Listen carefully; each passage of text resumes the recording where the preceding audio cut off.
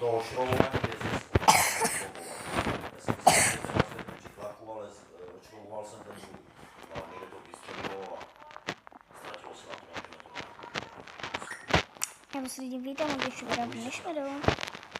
Máme, jak si stáhnout prostě něco na Minecraftu. Prostě já tady mám. Je to mám tajný. Jenom zátka, protože ventil je vevnitř.